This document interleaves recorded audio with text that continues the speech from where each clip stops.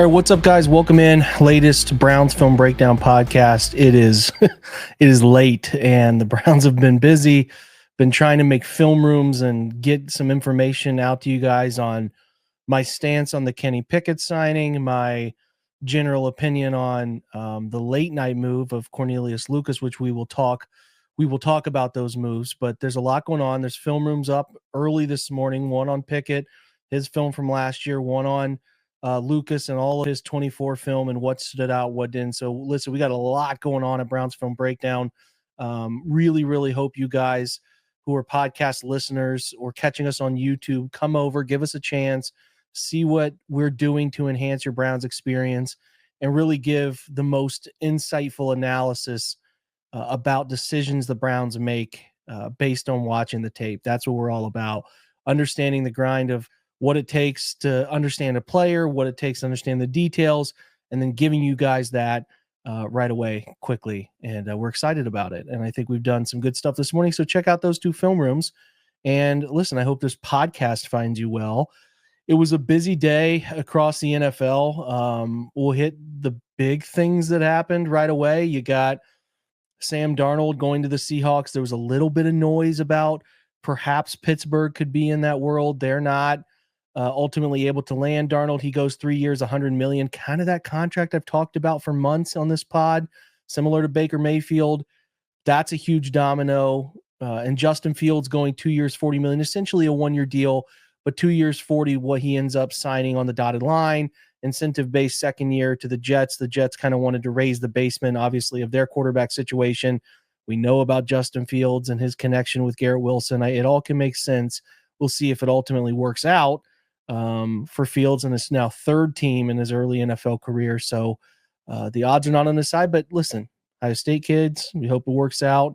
Optimistic for them and the Jets that they figure it out and compete in that division.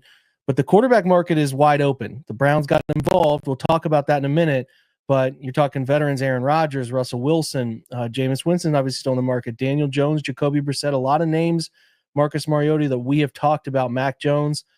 A bunch of movement to come over the next few days for that position. I expect the Browns to be involved to some extent, but we'll see whether they're waiting on the Kirk Cousins angle. The running back market, Aaron Jones, we know, went back to Minnesota a couple days ago. The big news, two players go.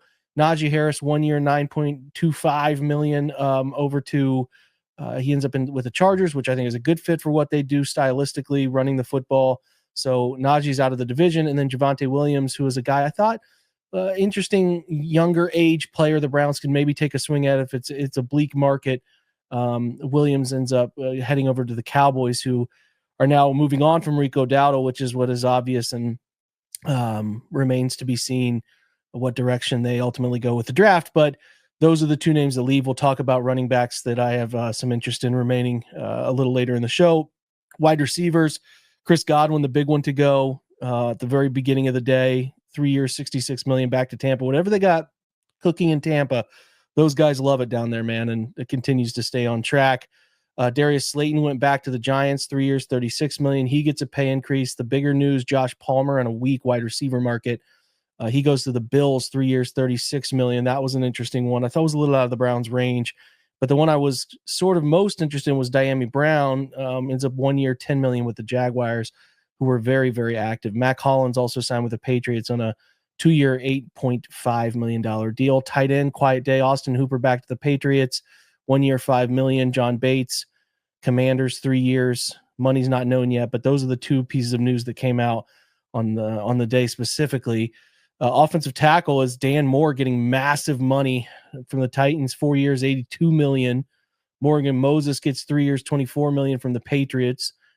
Jalen Moore signed early in the day with the Chiefs, 2 years, $30 million, as they try to figure out tackle. Ronnie Stanley being off the market and Ulrich Jackson being off the market made it a little tighter, and then it turns into the overpays of Dan Moore and the like. Those are the big moves.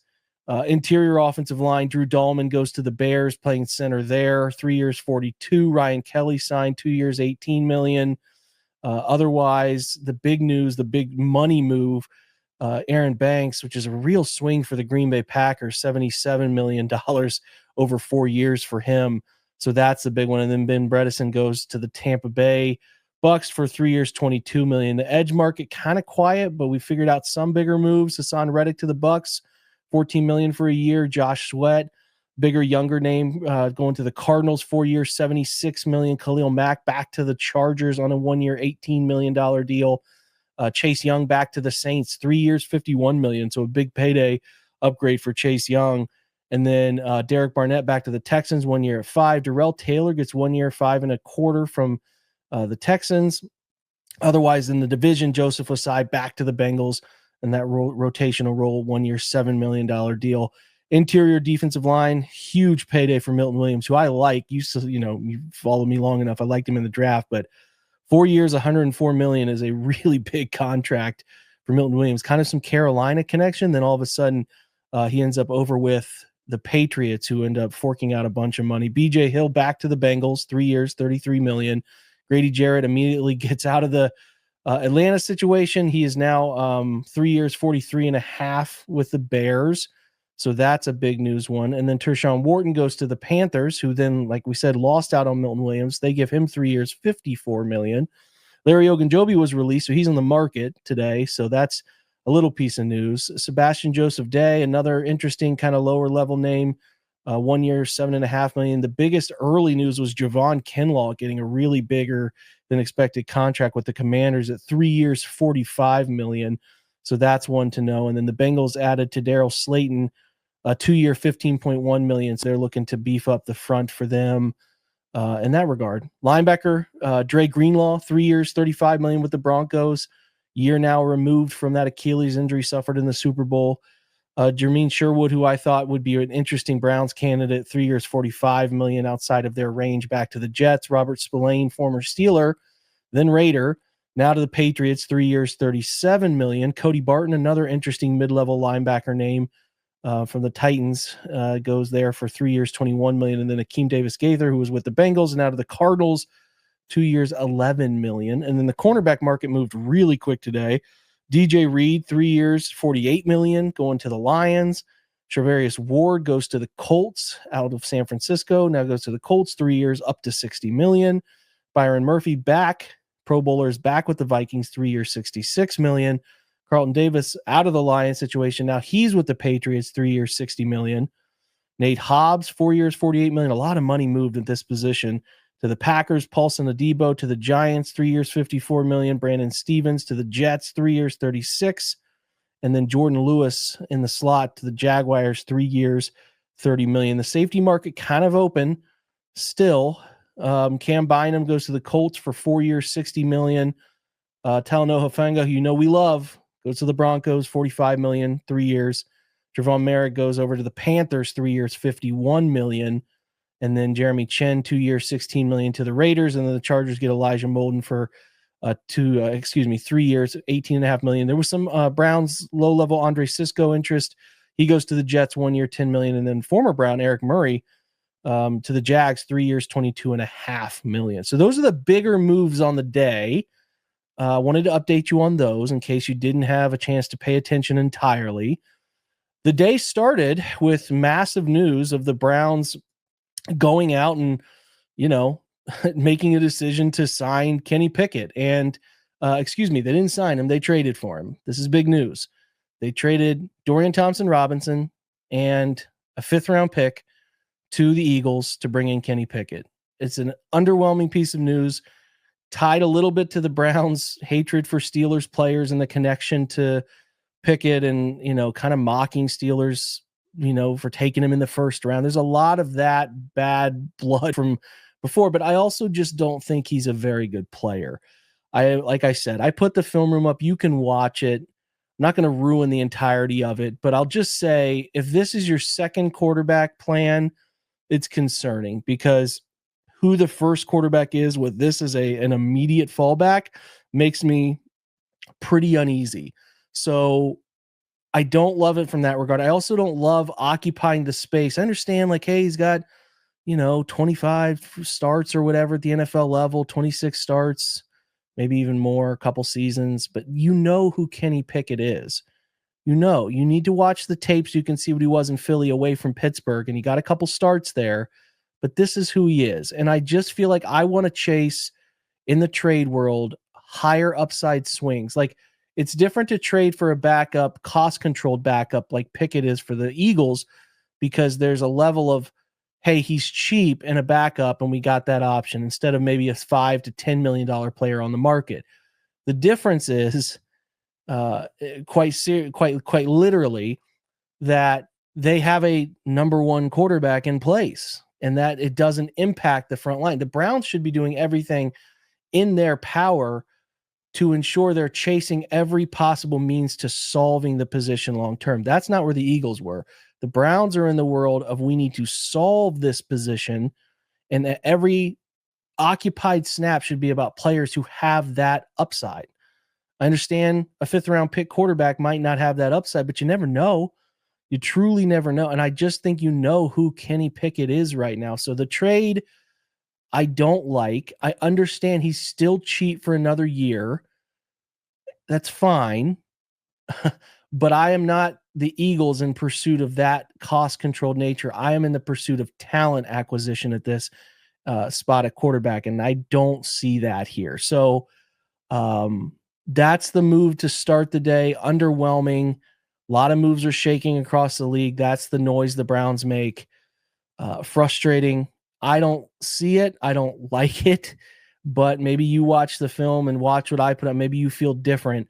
But I am honest about these moves, and I just think this one makes very little sense in the pursuit of solving the long-term situation at quarterback. If it's your third guy, sure, but I also don't like giving up 5th round picks for guys that are, breaking case of emergency third your third quarterback in a room situation. That just doesn't sit well. So not exactly a move that I liked or I enjoy. We'll see what happens. I'm not going to agree with every single move, but it sort of is what it is scenario. The second biggest piece of news that came out is that the Browns are releasing, with the post June 1 designation, Dalvin Tomlinson. And it's a stark reminder that most of the guys that you saw free agency get big money today don't really go past 2 years. A lot of money thrown out, a lot of figures thrown out, but they're mostly 2-year deals, 80%, 85%. And Tomlinson's in the mix there. Gets 2 years. Contract was really structured to be 2 years. It saves $6 million in cap, 14 or so million in the cash flow, which is a little different than the cap number because you're kind of stretching things out. It does save them money. They can go out and replace him. You're looking at like Jawan Briggs next to him, Mike Hall, some guys there at the position that they like. We'll see what they do with, Shelby Harrison, some of the others, but there's also draft opportunity, but there's still some interesting free agents on the market, which we'll talk about after break. And I'm not overly concerned about it. I do think some development from Briggs was really an interesting thing that they liked, but I think you have to save some money on some of these veterans who aren't performing up to par. And I think in this case, it's easy to see that was certainly one of them. So Tomlinson is the guy they let go. They're going to have to reshape that room a little bit. I do expect them to get busy and be pretty active in the market for defensive tackle on that. They've always been kind of in that fringe range, but I think they can do a little bit of that again today. All right. Next move that was kind of put out there that I really didn't expect it was a $12 million, I think 2 years, $12 million for James Hudson to end up ultimately landing in New York with the Giants. And listen, I think James Hudson maybe is a guy that they could move inside. I'm not sure. I did not expect him to sign somewhere for that type of money with the ability to go over 12 million ultimately, but that's the move the Giants make. I think the Browns made a nice move on the flip side of what they did at the position, but I had to make note of Hudson ends up in New York, more money than I anticipated.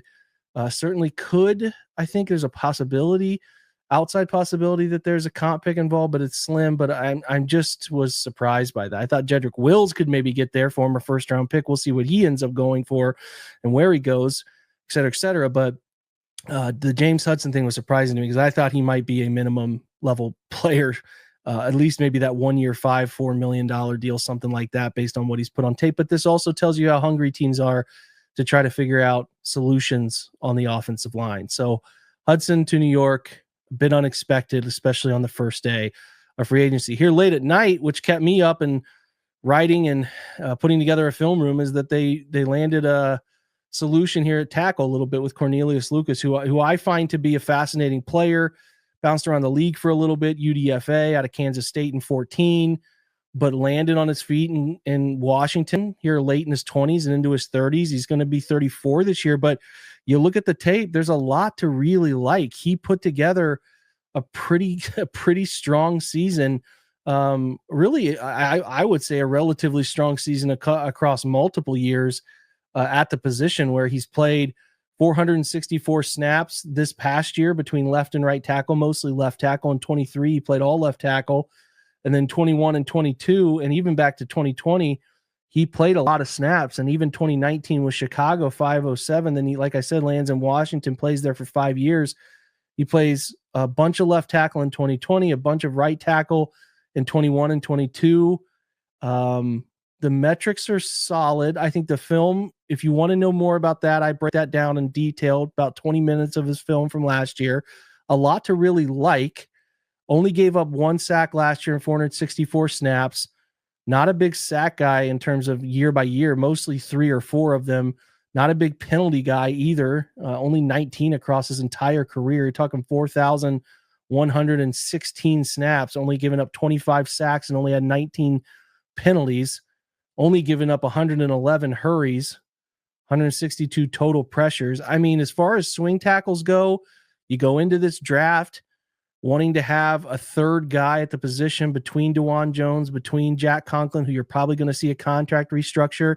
You don't want to force that selection in the draft. So that's a thing I like to see. And I think if you look at Commanders, people who are talking about it on their side, a lot of them wanted him back, understanding fully that they did go out and, land one of the best tackles on the market in a trade that made no sense. Laramie Tunsil going for basically a second next year and a third. It's so strange for the Texans to give up an all-world tackle, man. And that we're gonna understand some weaknesses. Tunsil wasn't as good last year, but still really, really good. And CJ Stroud needs protection. But yeah, I mean, the Commanders solve a little bit of the tackle stuff. They won't need the left tackle help so desperately. But I think there were a lot of Commanders folks who wanted him back for depth. So the Browns landing him is a really, really good outcome, especially for the Browns tackle position that is in flux a little bit here. So I am thinking that we've seen the end of Jedrick Wills. We'll probably see a drafted player. Never want to fully close that door. We'll ultimately see, but I definitely feel like the Browns made a very conscious decision here to, lift the basement of that tackle room. And I'm not so sure, based on what we see them do in the draft, I'm not so sure that Lucas isn't starting for them a lot of games this year, because I think the tape is better than what Wills and DeJuan Jones put on, their own tape last year. So I like it. Go watch the film room. There's a lot to dig into and a lot to feel optimistic about, with some concerns. Big, tall guy, some of the leverage stuff that can happen when you're that tall. And then obviously, like I said, approaching 34, you get a little bit of a concern there, but a lot to really like last year for him. So that's the breaking news. That's the stuff that's happened. I want to take a break and come back on the other side of it for those of you who are subscribers and are supporters of the site, break down some guys that I would be interested real quick in them pursuing on day 2 and day 3 of free agency. So if you are in the website side, I will catch you after the break. If you're not, listen, come join us. You should be over here listening to the full podcast. Support us. It's a reasonable thing every month. We try to provide the best details we can for you. So if you're not doing that, come join us. If you have not come over fully yet, it's the end of your podcast. We will catch you tomorrow. We'll be right back, though, after a quick break right now.